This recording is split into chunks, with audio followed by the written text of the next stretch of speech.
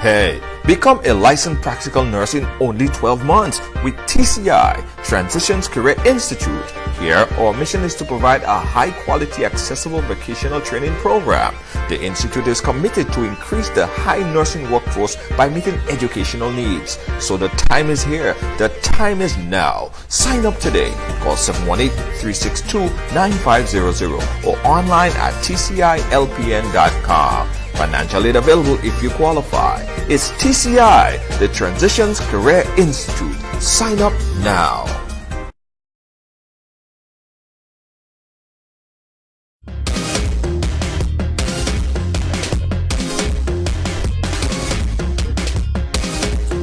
Ride along. Welcome to Monday. Welcome to Monday. Welcome to the ride on a beautiful Monday. A beautiful Monday. How you guys doing? Welcome to this blessed day, blessed Monday. So as you come in, I want you to show how blessed you feel. So everybody press that love button. Press that love button right now. Just press it until it spoils. Just keep pressing the love button. Keep pressing it. Hey, Karen Bailey, how you doing? Big up yourself. Thank you to the supporter, Karen Bailey. I see you inside of there.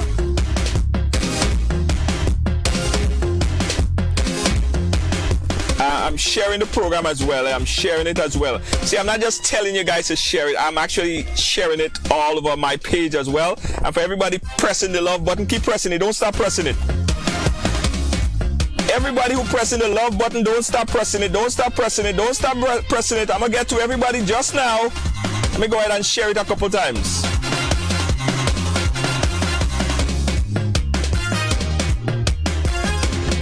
Yeah. Hey, Shammy Spice, what's up? Hey, big up to you, Shammy Spice. How you doing? Keep pressing it. Don't stop pressing it. Keep pressing it and don't stop pressing it. Keep pressing it and don't stop pressing it. Feel happy and blessed to be alive. 2019, it's Monday. It's Monday.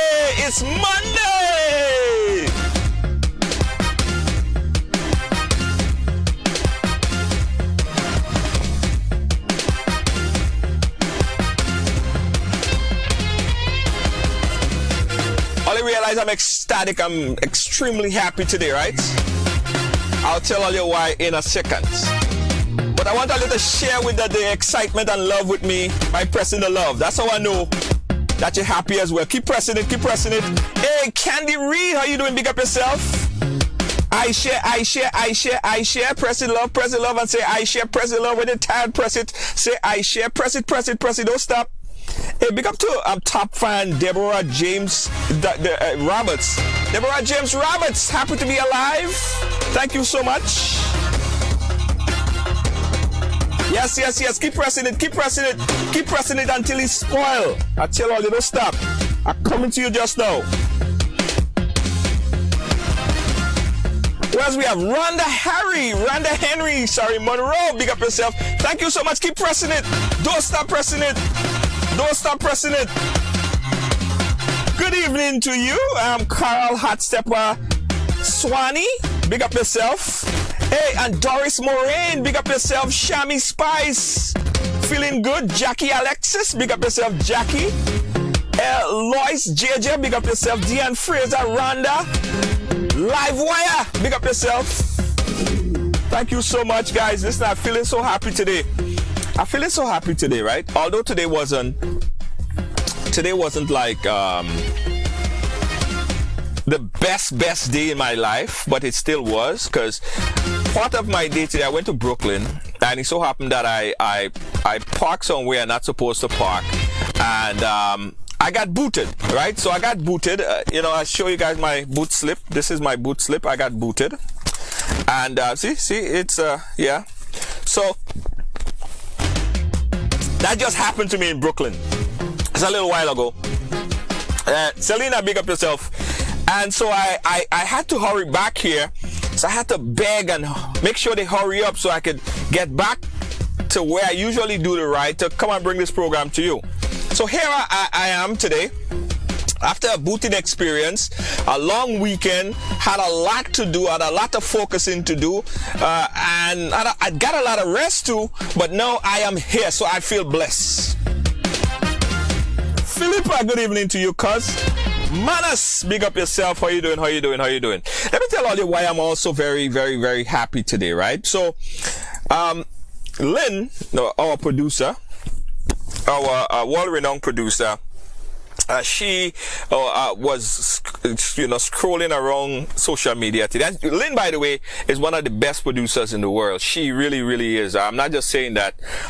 She gets on my nerves sometimes because she gives me a lot of work to do. But Lynn is one of the best producers. So she was scrolling around the internet today, and she brought this video to my attention. And she said, Junior, I don't care what you're doing. Stop and watch this next video. So amongst all the things that I was doing, getting booted, I had to pay for the boot, a lot of money to get my car out so I could come and do the ride for you. I stopped and I looked at the video. And after I looked at the video, I ain't gonna lie, I shed a tear. Seriously. And they say big man don't cry, but this big man here cry. After I saw this video, I had to drop everything and say, you know what? We have to get this lady on the ride today to talk to her. Her name, let me make sure that I don't mispronounce her name. Her name is Sharaba Granum. Her whole government. She put out this video on social media, and it touched the heart of so many people. So we decided to bring her on the program here to share her story. I want to show you guys a piece of her story, and then we're going to talk to her after. This is what made me have to and must bring this pro lady on the program today. Check out this video. When we come back, we'll talk to her live. Check it out. I'm making this video while I have some wherewithal and I'm not in a great deal of pain or high on any pain medicine or opiate. I need this video to be taken seriously. If anybody watches it, please take it seriously. On April 28, 2017, I went to Brooklyn Methodist to have 3 fibroids removed from my uterus. 8 days later, I ended up in Brookdale Hospital in septic shock. Yes, Brooklyn Methodist did neglect me in a lot of ways because I went back to their ER begging for help, and they never checked my blood to see that I was actually growing a very severe blood poison infection, which could have avoided me ending up in Brookdale Hospital with them having to rip my stomach open from my vagina to my midsection to save my life, because going septic means your body's filling with pus, your blood is poisoning. I woke up from a coma sometime in mid-May of 2017, and I spent 2 weeks in ICU, 42 days in this hospital to be sent home on a wound vac, which was removed in late September. On my 3 days after my 40th birthday, October 5th, 2017, I found out that I had a massive hernia in my stomach as a result of the wound vac and having procedures done, such as very aggressive cleanings to my stomach because I had developed MRSA and a lot of other infections in the stomach because they could not close my stomach automatically. Hence, I was wearing the wound vac for months and got it off in late September. In January 17, 2018, I came back to this hospital because the surgeons that saved my life were the surgeons I wanted to do the hernia removal. And they did. And due to the neglect of one of the junior surgeons on the team, not the ones who were working, the main ones that I was working with, one of the junior interns, new doctor, neglected me once again. I had 2 drains and he neglected to listen to me, and my left drain got infected. I ended up back in Brookdale Hospital for 36 days, and I had a series of 6 more surgeries, which came to 12. My last surgery was March the 24th of 2018. All the fun that you saw me having in Trinidad and all that shit was me just pending my 13th surgery, which I thought would be the last, but it ended up being a gland removal surgery because due to the fact that I have now sepsis, I survived it. I now have Candida aureus from long-term hospital stay. I've developed MRSA and staph infections multiple times in my stomach and had to fight them off, hence making my immune system extremely weak, and I'm very susceptible to infection. I removed the gland from my right underarm, breast area to prevent it flaring up so I would not get any more hair bumps, any types of infections that this gland could inflame. That surgery was indeed successful. Then I was told, Miss Granum, on September 19th, you are going to have corrective surgery to your stomach, and it will result in a tummy tuck. Okay? I in no way signed up to have cosmetic surgery, and I want that to be very clear. They told me that based on all the scarring tissue that I had, it was detrimental to my health, and it could cause more hernias down the line. I have not slept on my stomach since before 2017. So it was a problem. It was a problem that could have perpetuated into my older years and could have possibly caused much more health problems. So on September 19th, I came back to this hospital because this is the hospital that saved my life. But something has changed. They are merging now, the same way that Presbyterian and Methodist was merging when I was a patient with them in 2017. And something has changed in the way that they do procedures or care for their patients. And I have now been neglected. And it is a repeat party and a repeat of the trauma that I have experienced from Methodist coming into now. Okay? Right now, I am back in the hospital. I had my 15th surgery, unfortunately, on my birthday because no one listened to me when I told them that the antibiotics was no longer working.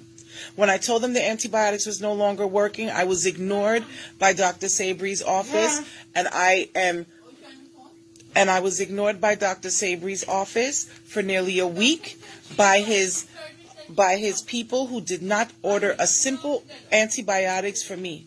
By Thursday of this week, October the 3rd, I was smelling like a bum's ass. And I know this smell because I've had this smell in my wound before. It's MRSA. MRSA is a very, very serious infection which has led me to the OR several times. In order for me, I am making this video once again to be heard. I feel as if my life will be taken and no one is hearing me. I do not want any comments of well wishes and don't talk like that. I am telling you all something just in case my life is taken from me. My story is heard from my mouth. From my point of view, it happened to me. I am my mother's only child and she has no one to fight for me once I'm gone. I am the fighter in my family. And if I die or if I go into a coma, there is no one to fight with my mother. As of right now, I have a makeshift wound vac on. I have an irrigation system of clindamycin antibiotics that is flowing directly into my body. It is to be sucked out by this tube and to be taken into this container here. It is not functioning properly. And as of 7 o'clock this evening, I started to smell again. We have been calling the surgery team over and over and over, and they have not arrived yet to change this nasty wound vac off of me. It's backing into me and causing me to get another infection.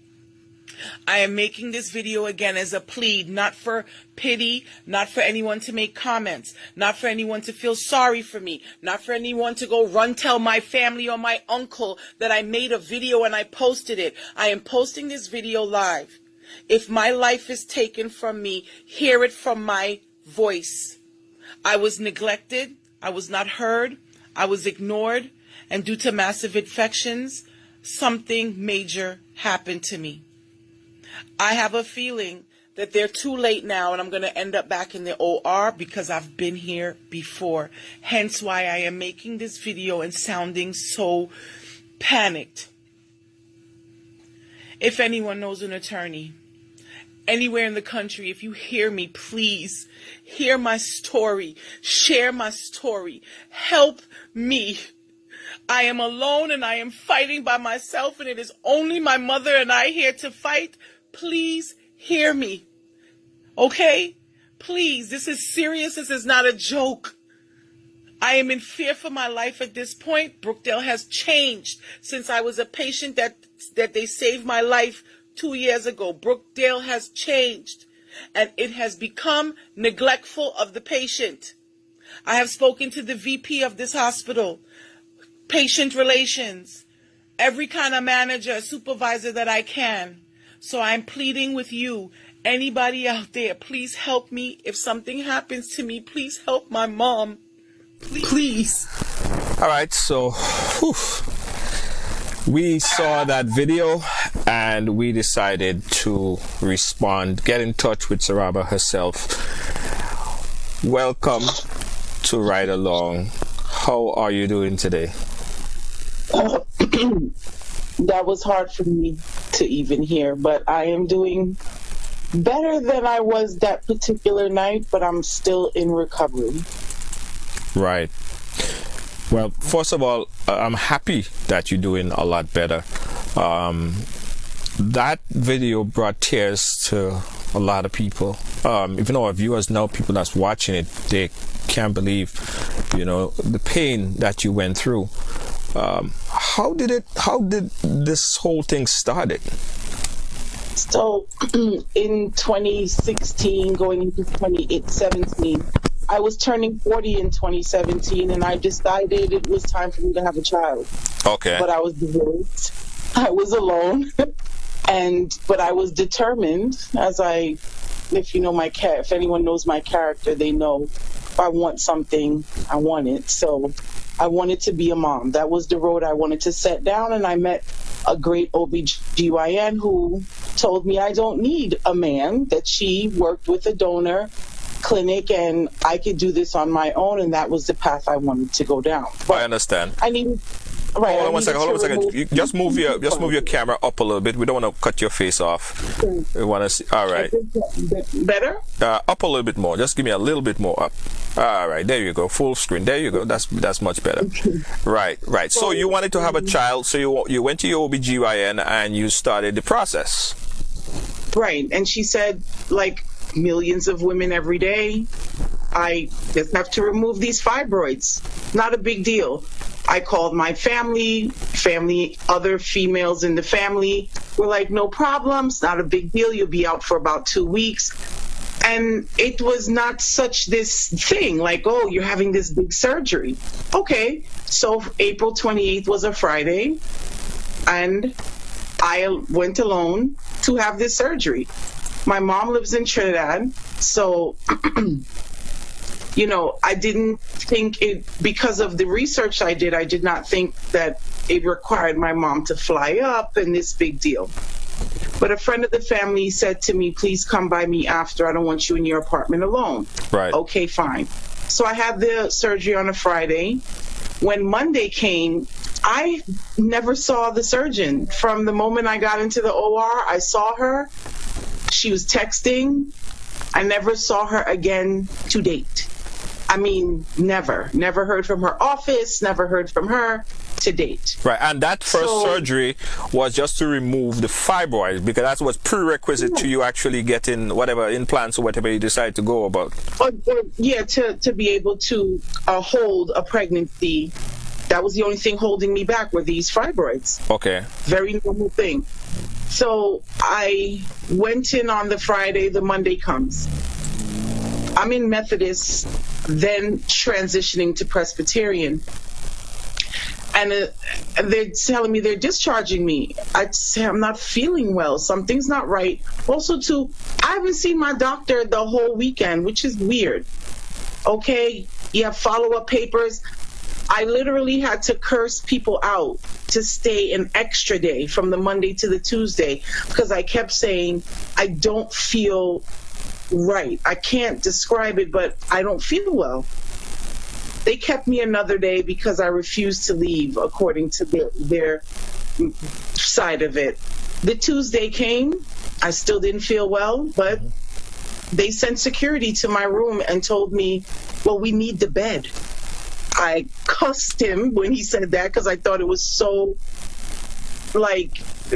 impersonal that they sent a security guard. Still no doctor. Still no doctor. I left the hospital hesitant, but I left. Okay. Tuesday, this is a Tuesday.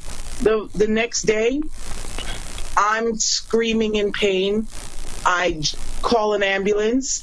I'm in Canarsie at this point, and I take a 35-minute ride in indescribable pain. I screamed, just remember screaming the whole way.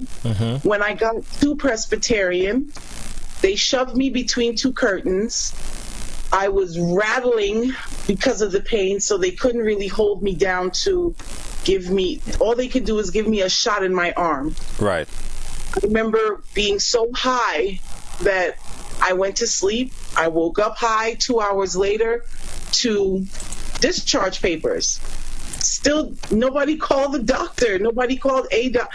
I never spoke to a doctor. I was so high. If I did, they drugged me so much. Right. But they shoved me out that Wednesday.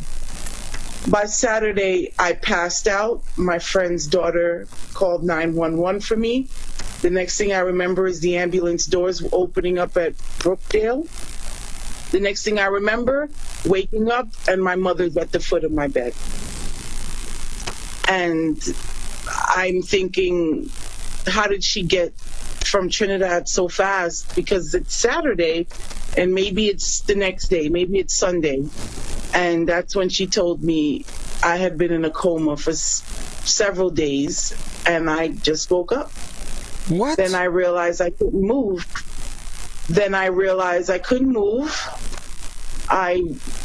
Why can't I move? What's wrong? And I went to pull the sheets away, and they came in. No, don't look. You can't look. Well, what's happened to me? Why can't I move? Why am I in so much pain? And I was told that I went into septic shock. I was in within minutes of my life. They were able to save my uterus with a fight, but they took about 10 pounds of infectious pus from my torso. My kidneys began to fail. I did indeed die that day. So May 7th is my new birthday because I died and came back to life. Or at least I tried to look at it that way, as a rebirth, not such a sad day. But, and this is what I'm being told, because I'm in ICU. I'm waking up from missing days and days of my life and not understanding how 1 minute, okay, I was in pain, but I was in my friend's house and everything was okay, and then the next minute, like that. Let me just recap this a little bit, because this is like mind-boggling. So you basically went to remove something that is very common. A lot of women go through this process, and because of that removal or neglect afterward, and neglect afterwards, it brought you into days and weeks of being in a coma state. Yes, when you go into septic shock, you have blood poisoning. Right. So it's pretty much infects all your organs. It starts to pretty much kill you organ by organ by organ through your blood. And if they don't catch it in time to stop that infection or to stop the pus, most women, most people die of septic shock easily. But a lot of black women die of septic shock for this tiniest of mistakes. Yes. One bad antibiotic during childbirth. For me, it was neglect after the fact. There's so many reasons that we are going into severe. And when you reach septic shock, it is days. It takes days. It takes to actually go septic. Yeah. So if you're going to doctors and you're in a hospital, and then you leave and you're all of a sudden you're septic, something was missed. Yeah. Because it takes such a long process for it to actually happen. So someone is saying, Sonia McKeejan is saying it will poison you. Most people, doctors and people who are speaking on this, folks in the medical field have explained to me that this would absolutely kill somebody. Correct. I am a 1 in a million But so I've been told by many specialists and doctors. Right. Women like me don't usually survive this. We're talking maybe 2 out of 10. Wow. So 75% of American hospitals cannot even handle a septic patient coming through the ER. They would just make that person comfortable with drugs and allow them to die comfortably. They don't even know how to handle it. So I'm kind of lucky I was in New York City at a trauma hospital that just knew what to do, but still, I was within a hair. Right. Okay, so you transferred to this other hospital now. Tell me the recovery process of them now treating you with this septic shock. After you came back from a coma state, what was the process like after that? So I had a hole, and it's hard to say hole because people think hole. My stomach was open 7 inches long from my vagina pubic area to under my breast, 6.5 inches across, and 5 inches deep, just open. And that's why I was not allowed to look, because you're not supposed to see yourself open. The brain, it doesn't register very well. It's caused me to have a bit of PTSD, anxiety, because I had to live with my stomach open for nearly half a year until the machine slowly healed me up in this fashion, like a zipper. So I had to go from 5.5 inches deep to close, and I had to go through that process every day. I went through several trips to the OR for them to clean it aggressively. I lost skin. They had to keep cutting because the more infections that the wound got, the more skin died. They cut it off. After January, I had a hernia. And when I got the hernia, another doctor didn't listen to me. Oh, Miss Grana, look, everything's okay. Oh, you've been through so much, but look now, you're okay. Everything's fine. We fixed you. One doctor didn't listen to me. 2 weeks later, I end up back in the hospital with MRSA, and I went to the OR 7 more times. At surgery number 9, I had a mental breakdown because I lifted my gown to look at my body, and you saw it. And I did not have a belly button anymore. And for some reason, that just sent me into I don't remember. I was told I cursed a lot. I threw things. I had a total like an attack and a blackout. I remember waking up later in that night in the hospital, not even knowing. I was told again, like, you had an episode. So that was surgery number 9, and then it just went 10, 11, 12. Okay, you're out, but you got to come back next year because now you've had so many surgeries that you have severe scar tissue, and we have to fix that now. So I just wanted to have a child. I just wanted to be a mom, and it just snowballed into this other thing that doesn't seem to stop. What is MRSA? MRSA is an infection. It's one of the many infections like staph.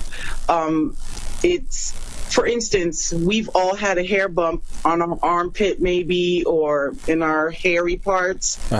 When a hair bump forms, right, depending on your level of health, if you're a water drinker, I don't know, but depending on your level of health, if you've ever had to burst one of those and a greenish pus comes out, that's MRSA in itself. It is an infection that produces pus. Once the fluid begins to turn to pus, it goes into an infectious state. Most people go to a doctor, the doctor squeezes it out, gives them 7 days of antibiotics, you go on with your life. Nothing really a big deal. It happens, especially in the hair areas. For me, I had being a sepsis survivor now, my body is so sensitive that any little thing in the air was jumping into my open stomach, which kept causing over and over and over this cycle of infections. So it was a struggle just to get my stomach closed, like literally closed, where I wasn't wearing bandages every single day, twice a day. So when you say close, I'm trying to get it in my head, right?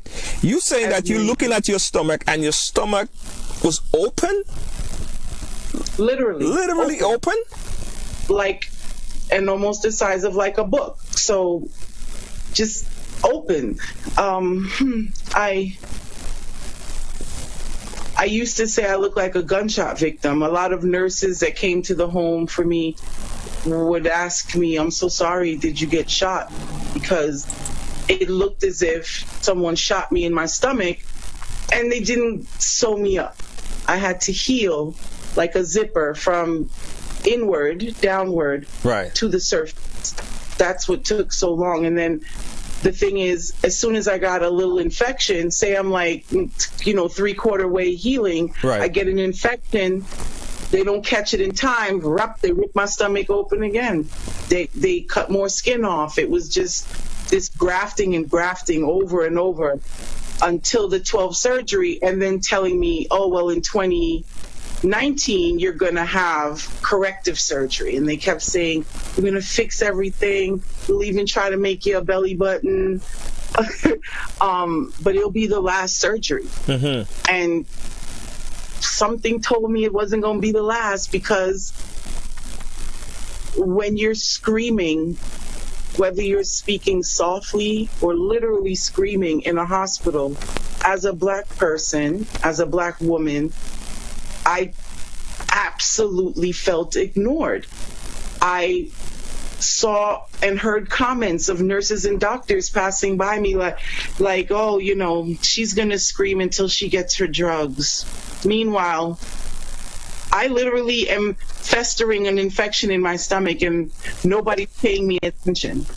I had to scream for my life. I had to, I'm going to sue you. I'm going to, carry on.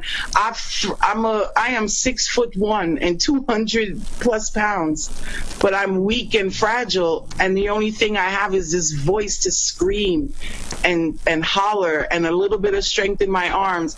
I've thrown IV poles. I've gone there just to be able for someone to go, all right. Like, what's wrong? To pay me attention in an ER. In this situation, I came back in September 19th to have the final surgery and the tummy tuck, which I didn't really sign up to be fancy. I just wanted to be a mom. Right. It had enough. It was such a non-superficial thing, and then here I am, people telling me, oh, at least you'll look nice and at least you'll look slim. But the mother part, I still have not to date have a doctor to tell me straight up and down, Miss Granum, I'm sorry, you cannot have a child.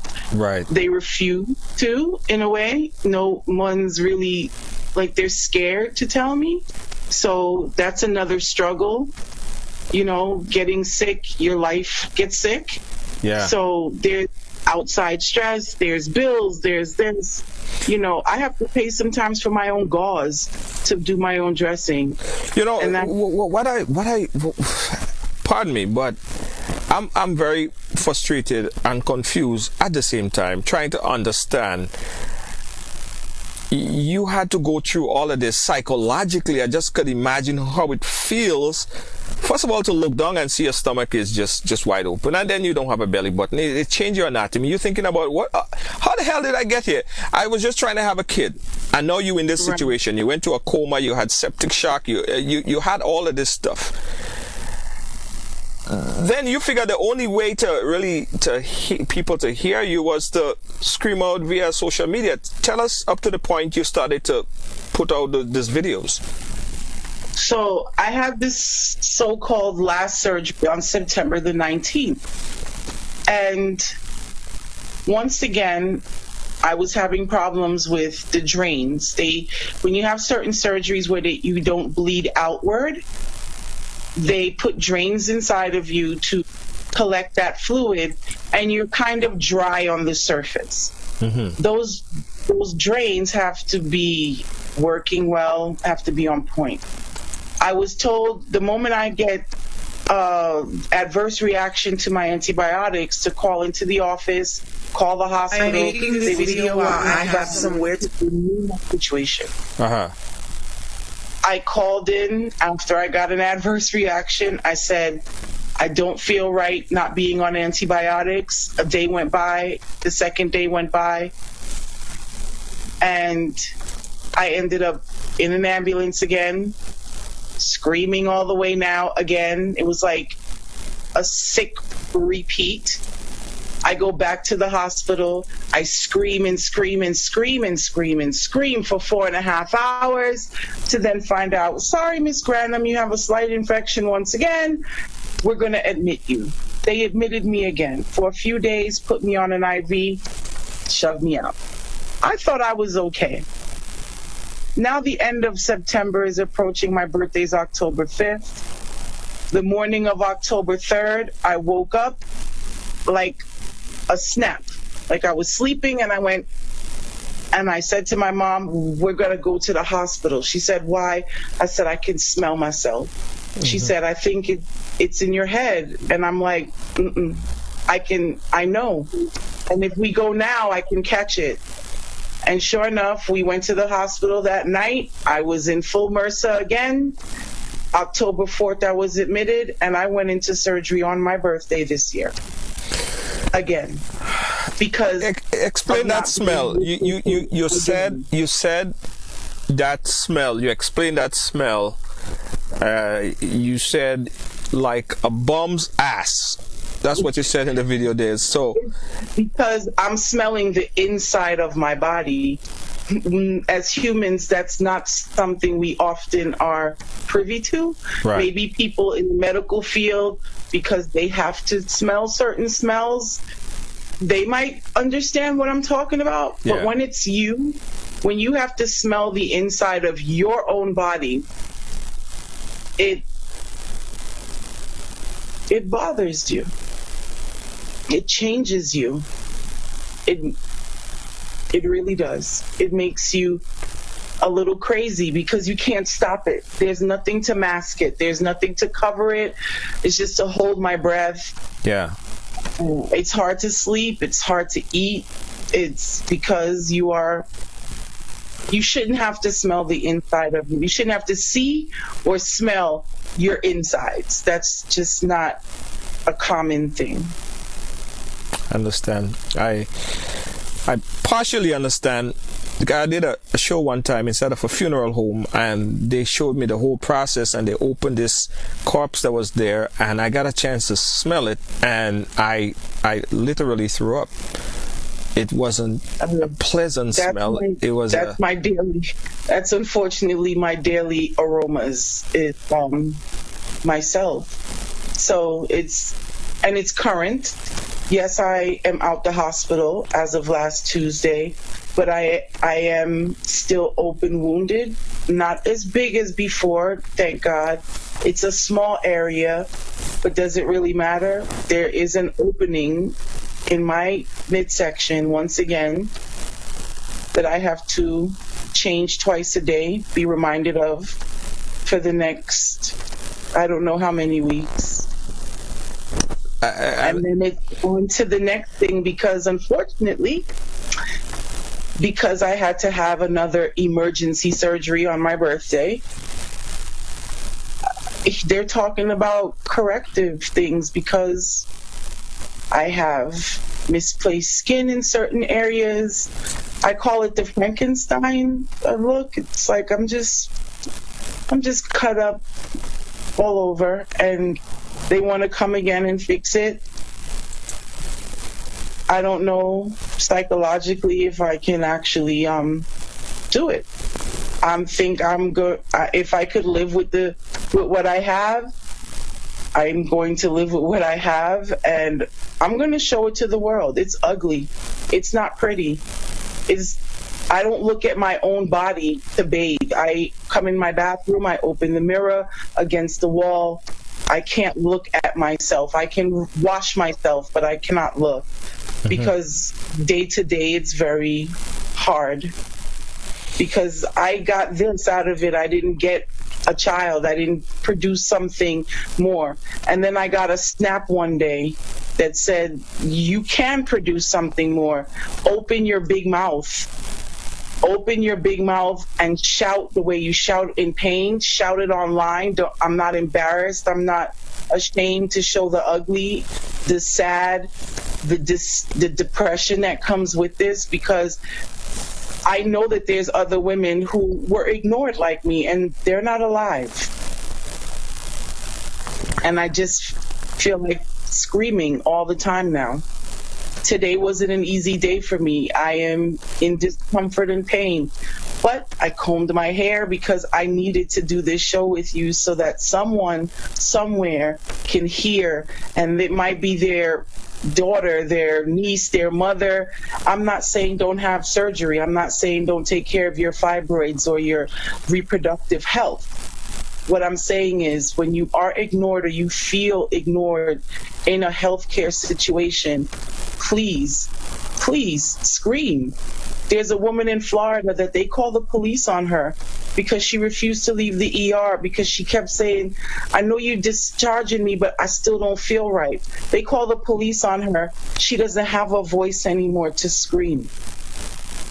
A man was just testifying in front of U.S. Congress, Mr. Johnson, talking about his wife, Kara, who lost her life because she wasn't being heard. I'm scared. I don't feel right. Something's not right, Doc. Something's not right. Her husband's afraid to raise his voice. He doesn't want to be the loud black man at the hospital. But he should have, because if he did, maybe she would be alive. If she screamed, maybe she would be alive. I'm alive. I'm suffering through 15 surgeries for what? So it has to be for something, and it has to be for me to be heard. Psychologically, I wanna kind of go into how you're handling this thing psychologically on a daily basis. Right? Because here you are right now speaking to us, and you somewhat have a smile on your face and you're going about it, and we're having this conversation here. But I know sometimes even talking about it, even mentioning certain things, and you say that, well, you don't like your body, you don't like looking at yourself. How does it play on your psyche?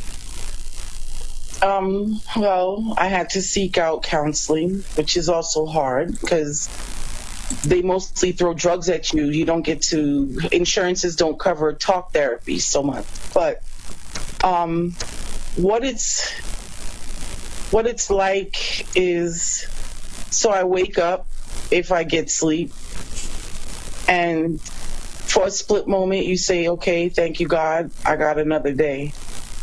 By the time I get up and reach to the bathroom, I'm in tears every day. It's extremely difficult because the question is always, why me? Why I gotta hurt like this? Why is it every day? Why? I still don't know the answers to those questions, and I don't know if I'll ever be able to really figure that out. It is lonely because your friends and family only know how to either pray for you or say cliche things. This too shall pass. It's going to be okay. I'm so sorry. Meanwhile, none of that really helps. If that, it's like, thanks, I know you love me, but it doesn't help. It's difficult because I had a pretty normal life before this, and now I do suffer with post-traumatic stress disorder. There are times I wake up in the middle of the night, I think I'm in ICU. I can still hear people in ICU. They all died next to me. I watched and heard people die. there was a guy that got in a car accident next to me. And when I'm screaming, when the doctors are with me, he's rooting me on. Hey, Ma, it's okay. It's going to be okay. And then next thing you know, a team of doctors rushes in. They didn't close the curtain properly, and I had to hear him pass away. And it sticks to you, and it doesn't go away. I just have to kind of live through it, if that makes sense. When you did this video, push through it. When you did this video, the one that you have the Trinidad bandana on your head, and you talking there, and you seem like you thought, it sounded at least, you feel like you was gonna die right away, or you think you was not gonna make it. Was that the thought process you was going through at this point in time? Hence you wanted to put that on record so people would know? Yes. Memorialize at that it? particular moment, I made the video hastily and tried to sum up this 2-3 year story so fast so that if I did pass away, it would have been, if I had passed away within a few days or a week of that video, for sure it was because I was not being heard, because I didn't know. I'm vulnerable, you know what I mean? I'm in a hospital bed, and if I bawl too much, they're going to start threatening you about, oh, you want to go to the psych ward? You know, if I don't bawl, is what happened to me last year going to repeat itself? Should I just calm down and just be patient and wait for the doctors? But I know what my body's feeling. I've felt it before. I'm scared. That was my underlining of the video, that if something doesn't happen within the next hour, I might pass away with my only mother sitting next to me, and I wasn't able to say what happened to me.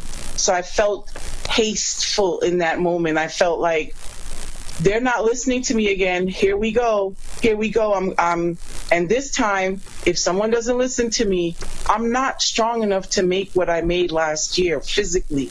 I'm going to go down. And that's what made me just try to sum up so quick.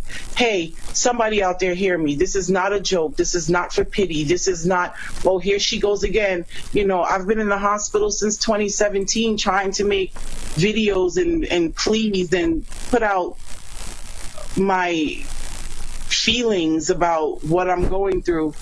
And I was met with a lot of, you know, why is she putting her business out there, and how, you know, but now you're good, right? Now you're fine. So let's just wash what happened away. And for me, it doesn't. Rhonda, so I am reliving it, and I'm scared this time. Like, nah, I gotta put my face, my big mouth, and I have to tell this story so people can understand that this didn't happen from my selfishness. This didn't happen because I didn't listen or I didn't hear people's advice, you know, go get this, do this. You know, I have family members I have an uncle who's a surgeon. He also guided me through the process. So I wasn't that blind and stupid, but I was realizing it doesn't really matter where I go, what hospital I'm in. I have to carry on almost. Yeah. Rhonda, Harry Monroe is saying that you went through this so you could save others, and a lot of times, you know, the worst thing happens sometimes, and we say like, why is this happening to me? But look, you here today and you sharing this story, and a lot of people are coming out. I'm seeing someone here, I think Ebony Spice. It seemed like she went through something similar. I didn't get all her story, but I'm seeing she's responding to this, and I'm sure others would. Please message me, because I'm trying to rally as much Black women as I can, right, because together we're louder and we're taken more seriously. So please reach out to me. I may be slow, still going through recovery, but anybody, a family member, anybody who feels like they can relate to my story, please. I felt so alone for so long, I still do. So I need others to rally with me. So thank you. You're absolutely going to get it. I could assure you there. But when you look at all of these things happen, the chronological, the order in which everything happened, in your thought, in your thinking, what went wrong? Well, to play the movie back, there's times I blame myself and I say, if I didn't want to have a baby so bad, and I wanted to be a mother so bad, maybe I would have been more precautionary. I blame myself, but then I look back at the operation of order. It was the moment I went back to Methodist Presbyterian, in that they discharged me on a Tuesday, me going back that Wednesday. That was the pinnacle moment that could have changed my life. If they had simply not just obnoxiously shot me in the arm to get me high and shut up because I was a black woman screaming and I was unruly in pain, severe pain.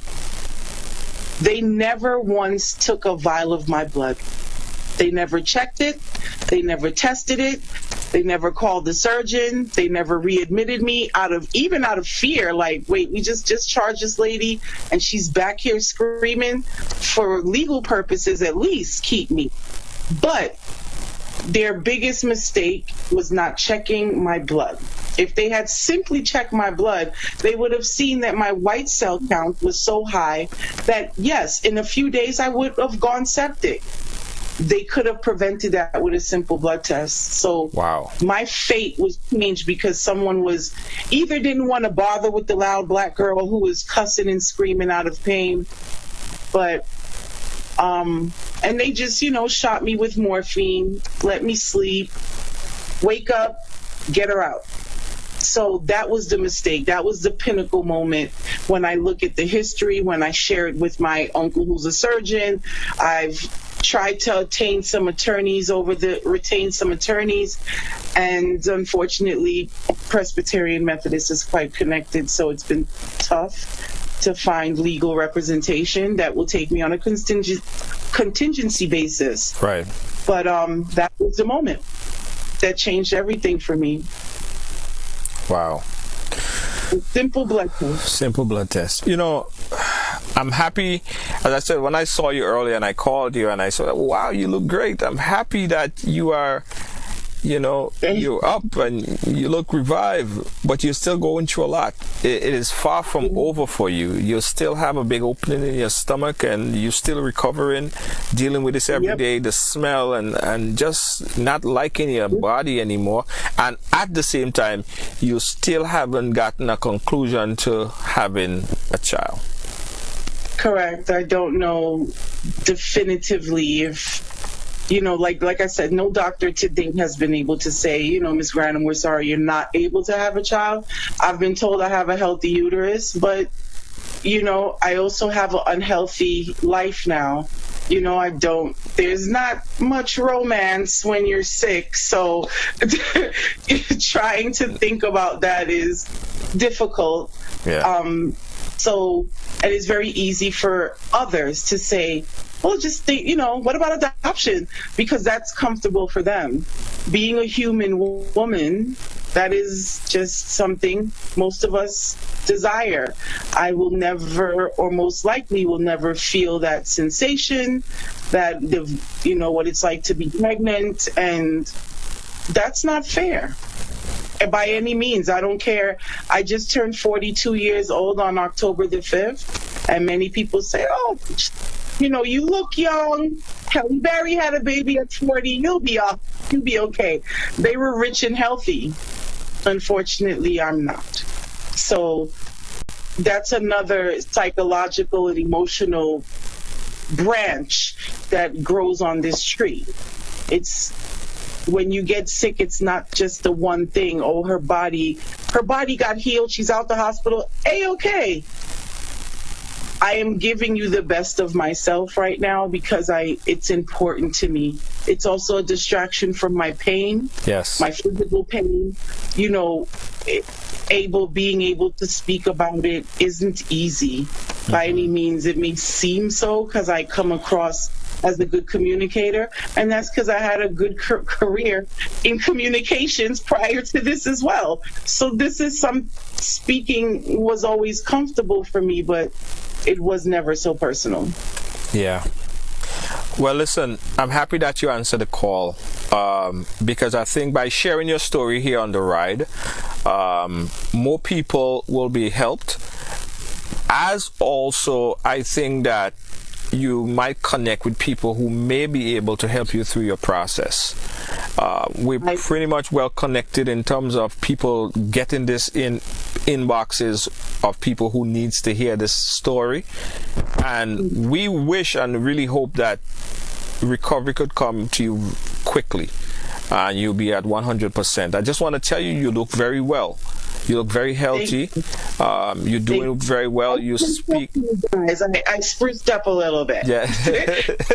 I wanted to make my mom proud, so no, your mom will be proud, and I would like to also shout out your mom, who I think she's watching as well. If she's watching on the other end, hi mom.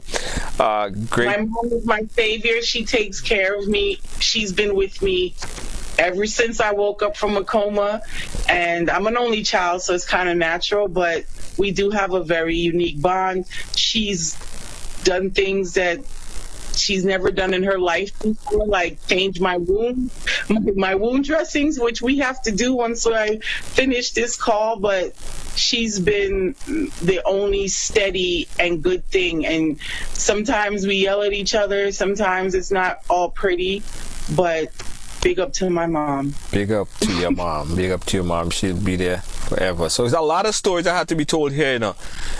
Always love and respect that person so intimately close to you, your mother. Never disrespect your mother. So people need to learn that. Also, for your trials and everything that you've been through, I think that, you know, there might be, just believe, you know, there might be, what they say, a silver lining beyond the dark clouds, you know? It has to be, because I didn't go through this and survive it over and over and over and still have this strong voice. Yes. Nothing. So yes. I have to get something from it. Yes. And I don't mean that monetarily. A lot of people, my GoFundMe is up. You can read my story, share my story. I would like now to just raise money, not only for my small medical expenses, but I would like to travel the country so I can be an advocate for other women when I get better. That's right. That I want to be able to afford those things. I want to go to Washington and see if I can lobby that with that gentleman and meet him one day. That's my dream. So if anybody could connect me to Chris Johnson, who lost his dear wife, Kara, I would like to mend our stories of women not being heard in the healthcare system. So many lives can be saved by just sharing my story. So please just share it. Just, it's yours now. It's the public's, it's the people's, and I'm just here to be the I guess I'm the voice. Yes. And again, we thank you so much for your time. People want to connect with you. How could they reach? How could they connect with you? Because I'm sure people are shouting. We need our information. We need a way to contact you. How could people reach out to you? I'm pretty frequent on Instagram at Goddess Puff with 1 D. So that's GODESSPUFF. Goddess Puff. So I tell a lot of my feelings through Instagram. Please feel free to friend me on Facebook. We can exchange numbers and emails. So I would say Instagram and Facebook right now, because like I kind of just did this out of in the moment, but I want to stay in the moment. But forgive me for being a little slow because I'm still in recovery. No, we understand that. We understand that. So we're going to share. Facebook and Instagram are the greatest ways to find me, contact me. Let's exchange numbers. Let's band together as sisters. Try to save more lives and save each other. Yes, we're going to share your information over on our Ride Along page, and I will link straight back to you, to your Facebook and your Instagram. I'll give you my email so you can share it with the followers. Right. And anything, if you want to send us some pictures, anything that you want to send to share, we'll share it over there so people could continue to learn and conversate about the story. You are inspiration to a lot. Everyone say blessed love. Thank you. Guys, let's press some love for our wonderful guest here today. She is definitely an inspiration. More than an inspiration, I should say. She's not quite finished yet, huh? She's not quite done yet. She got a lot of recovery to do, but there she is, strong. And press some love for her. Getting a lot of love. You're getting a lot of global love. Thank you. I love all of you. Thank you for just hearing me. Thank you. It's our pleasure. Thank you. We'll keep in touch. We'll share your information. Send us everything and we get it out there to our audience. All the best. All right. Yeah. Guys, this young lady is a survivor. Strong young lady, Jay.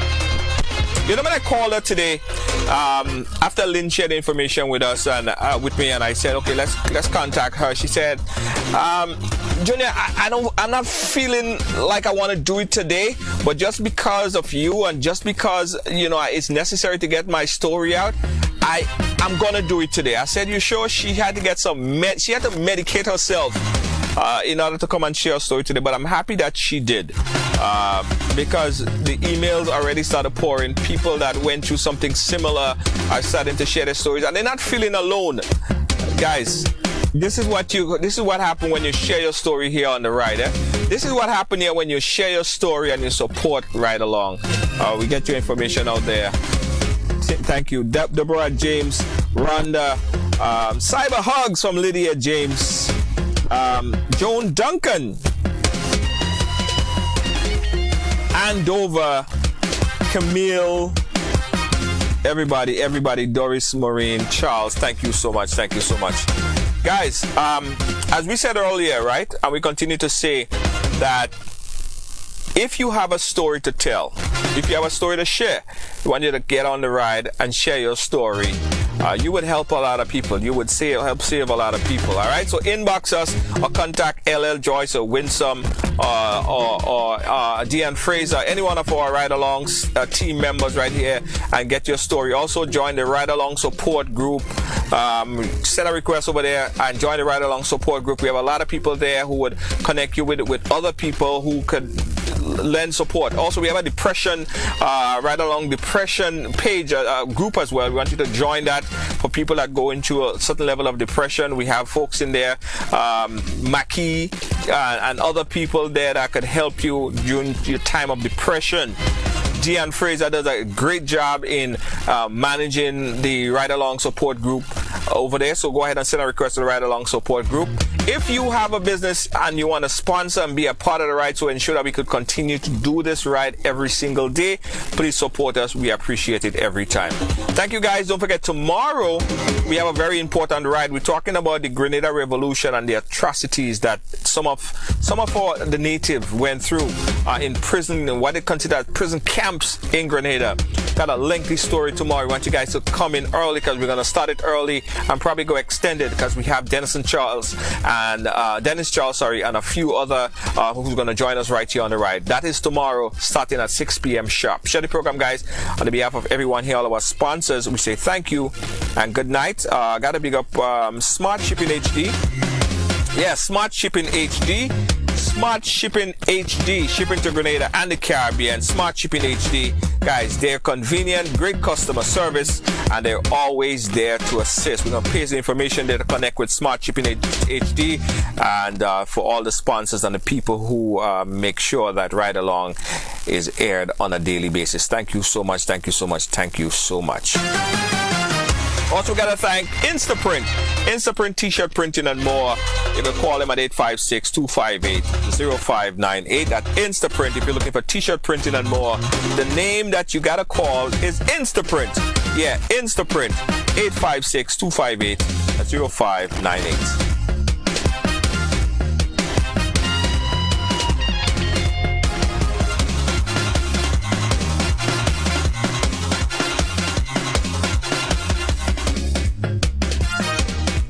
Your number one choice is Phillips Carpenters and Cleaning Services, located at 218 Schenectady Avenue in Brooklyn, New York. We design your kitchen and supply doors, windows, kitchen cabinet, granite quads, and marble countertops. License number 0947461. Yes, that's Phillips Carpenters and Cleaning Services. Call today at 718-221-5572. That's 718-221-5572. The number one choice. Call today. When a loved one passes on, you need a friend. That friend is David Williams Funeral Service.